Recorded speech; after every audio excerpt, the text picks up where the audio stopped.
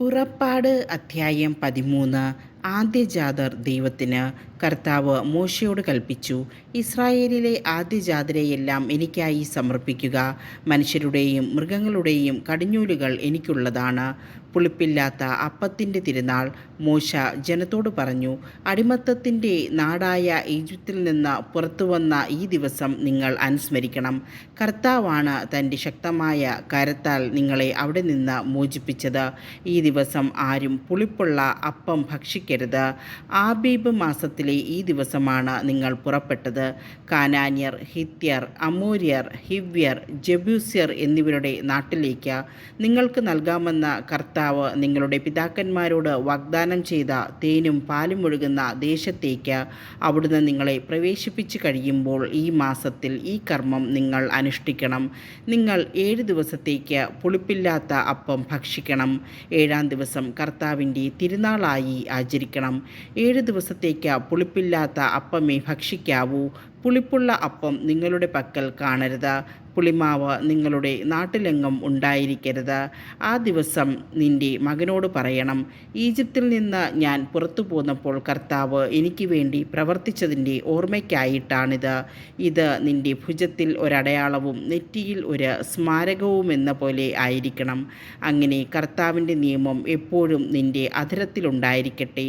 എന്തെന്നാൽ ശക്തമായ കരത്താലാണ് കർത്താവ് നിങ്ങളെ ഈജിപ്തിൽ നിന്ന് മോചിപ്പിച്ചത്. വർഷം തോറും നിശ്ചിത സമയത്ത് ഇത് ആചരിക്കണം. ആദ്യജാതരുടെ സമർപ്പണം.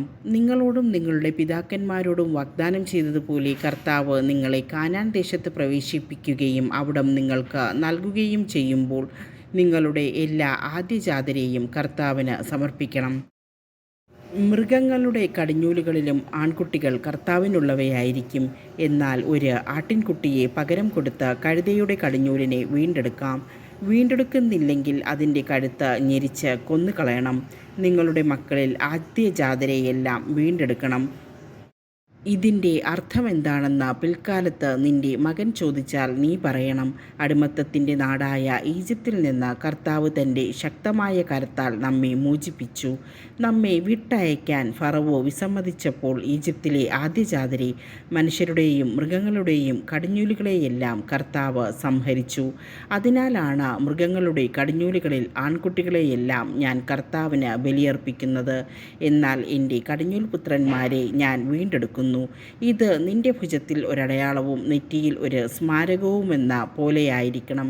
എന്തെന്നാൽ തൻ്റെ ശക്തമായ കരത്താൽ കർത്താവ് നമ്മെ ഈജിപ്തിൽ നിന്ന് പുറത്തേക്ക് കൊണ്ടുവന്നു. മേഘസ്തംഭവും അഗ്നിസ്തംഭവും. ഫറവോ ജനത്തെ വിട്ടയച്ചപ്പോൾ ഫിലിസ്ത്യരുടെ ദേശത്ത് കൂടിയുള്ള വഴിയായിരുന്നു എളുപ്പമെങ്കിലും അതിലെയല്ല ദൈവം അവരെ നയിച്ചത്. കാരണം യുദ്ധം ചെയ്യേണ്ടി വരുമോ എന്ന് ഭയപ്പെട്ട് മനസ്സുമാറി ജനം ഈജിപ്തിലേക്ക് മടങ്ങിയേക്കുമെന്ന് അവിടുന്ന് വിചാരിച്ചു. ദൈവം ജനത്തെ മരുഭൂമിയിലുള്ള വഴിയിലേക്ക് തിരിച്ചുവിട്ട് ചെങ്കടലിന് നേരെ നയിച്ചു. അവർ ഈജിപ്തിൽ നിന്ന് പുറത്തേക്ക് പോയത് ആയുധധാരികളായിട്ടാണ്. ജോസഫ് ഇസ്രായേൽക്കാരെക്കൊണ്ട് സത്യം ചെയ്യിച്ചിരുന്നതനുസരിച്ച് മോശ ജോസഫിൻ്റെ അസ്ഥികളും കൂടെ കൊണ്ടുപോയി. ജോസഫ് അവരോട് പറഞ്ഞിരുന്നു, ദൈവം തീർച്ചയായും നിങ്ങളെ സന്ദർശിക്കും. അപ്പോൾ എൻ്റെ അസ്ഥികൾ ഇവിടെ നിന്ന് നിങ്ങളുടെ കൂടെ കൊണ്ടുപോകണം. അവർ സുക്കോത്തിൽ നിന്ന് മുൻപോട്ട് നീങ്ങി മരുഭൂമിയുടെ അരികിലുള്ള ഏത്താമിൽ കൂടാരമടിച്ചു.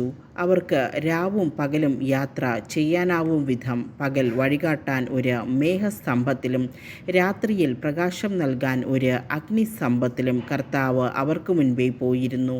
പകൽ മേഘസ്തംഭമോ രാത്രി അഗ്നിസ്തംഭമോ അവരുടെ മുൻപിൽ നിന്ന് മാറിയില്ല.